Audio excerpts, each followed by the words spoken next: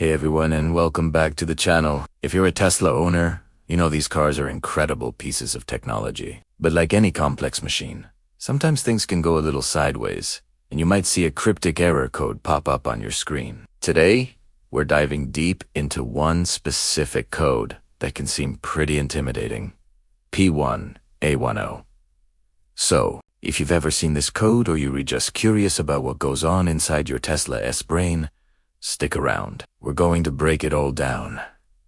First things first, what exactly is P1A10? This code stands for Battery Management System Internal Fault. Whoa!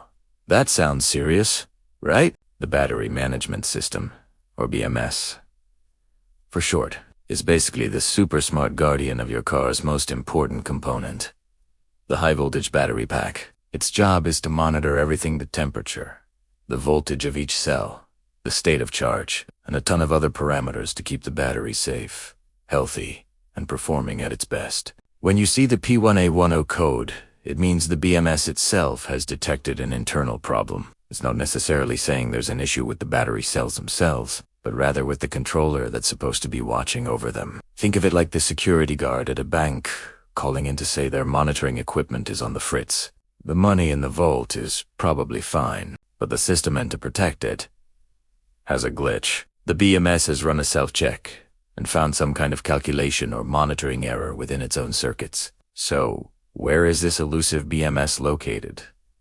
It's not something you can easily spot under the hood. The main BMS controller is housed directly within the high-voltage battery pack itself. This makes it well protected, but also means it's not exactly a DIY-friendly component to access. Getting to it requires specialized training and equipment to safely handle the high-voltage systems. Now, let's talk about diagnosis. If your car throws a P1A10 code, what are the first steps a technician, or a code mechanic like us, would take? The first and simplest check is to inspect the integrity of the BMS connectors. Sometimes, a loose connection or a bit of corrosion can cause communication errors that the BMS interprets as an internal fault. It's a long shot, but it's always the first place to look because it's the easiest fix. The next step in the diagnostic process is to check the firmware status.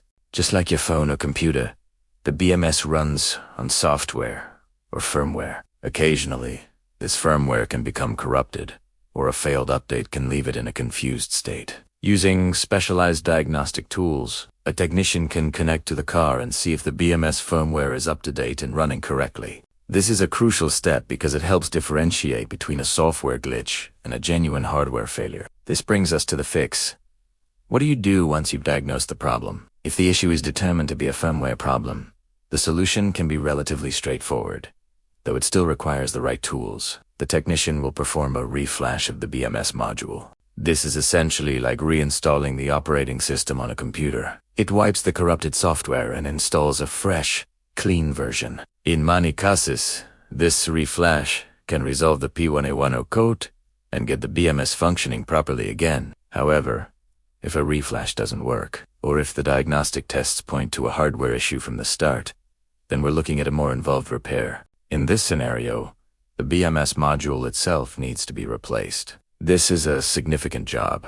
It involves partially or fully removing the battery pack, opening it up in a controlled environment, and carefully swapping out the faulty controller with a new one. After the new module is installed, it needs to be programmed and configured to work with your specific vehicle and battery pack. This is definitely not a job for your home garage and should only be performed by qualified professionals who understand the risks of working with high-voltage baterias. So, to recap, P1A10 is an internal fault code for your battery management system. It's the battery's brain telling you it has a headache. Diagnosis involves checking connectors and, more importantly, the BMS firmware. The fix is either a software reflash or, in more serious cases, a full replacement of the BMS module inside the battery pack.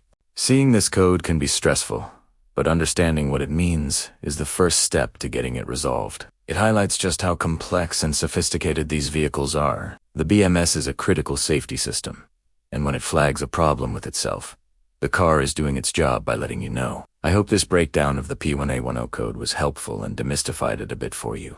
If you've ever dealt with this code on your Tesla, share your experience in the comments below. We'd love to hear how it turned out. And if you found this video useful, do us a favor and hit that like button and subscribe for more deep dives into vehicle diagnostics.